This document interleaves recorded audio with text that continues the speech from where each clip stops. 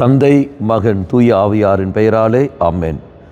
இயேசு கிறிஸ்துவின் அன்புமிக்க சகோதர சகோதரிகளை உங்கள் அனைவருக்கும் கிறிஸ்து இயேசுவின் அன்புகிற வணக்கத்தை தெரிவித்துக் கொள்கின்றேன்.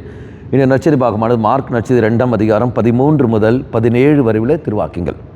குறிப்பாக 16வது வாக்கியம், அவர் பாவிகளோடும் வரி தண்டுபவர்களோடும் உண்பதை பரிசேயரை சார்ந்த மறைநூல் அறிஞர் கண்டு அவருடைய சீடரிடம், இவர் வரி தண்டுபவர்களோடும் பாவிகளோடும் சேர்ந்து உண்பது ஏன் என்று கேட்டனர். அன்பாங்களே, இயேசுவை பின்பற்றுகிறவர்கள் இவர்களும் இருக்கிறார்கள், பரிசேயர்களும் இருக்கிறார்கள், வரி தண்டுபவர்களும் இருக்கிறார்கள், பாவிகளும் இருக்கிறார்கள். அப்போ இயேசு அவர்கள் வீட்டில் போய் உணவு அருந்துவதை நாம் காண்கின்றோம். அப்படி என்றால் இயேசுடைய பார்வையில் எந்த ஒரு வித்தியாசமும் இல்லை.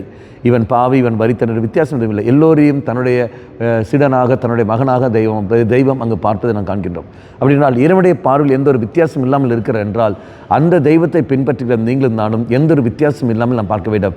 ஜாதி அடிப்படையிலோ, இனத்தின் அடிப்படையிலோ, மொழியின் அடிப்படையிலோ, படிப்பின் அடிப்படையிலோ எந்த ஒரு வித்தியாசம் இல்லாமல் எல்லோரும் ஒரு தாய் மக்கள் என்ற உணர்வோடு நாம் செயல்பட வேண்டும்.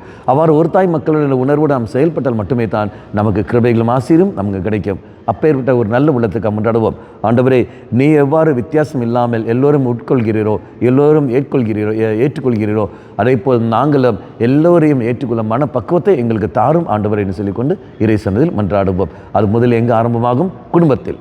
அவை எந்த ஒரு ஏற்றத்தாழ்வு இல்லாமல் கணவனையும் மனைவியும் பிள்ளைகளையும் சகோதரனையும் சகோதரியையும் அவருடைய குறைகளை நோக்காமல் நன்மைகளை மட்டுமே நோக்கி கொண்டு நாம் வாடுகிற சமயத்தில் இதோ இந்த மனநிலை நாம் கடந்து வரும். கண்களை மூடிக்கொள்வோம்.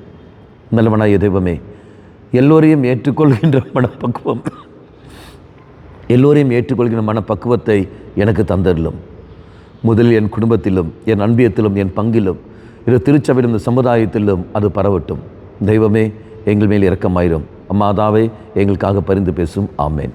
தந்தை, மகன், தூய ஆவியாரின் பெயராலே ஆமேன்.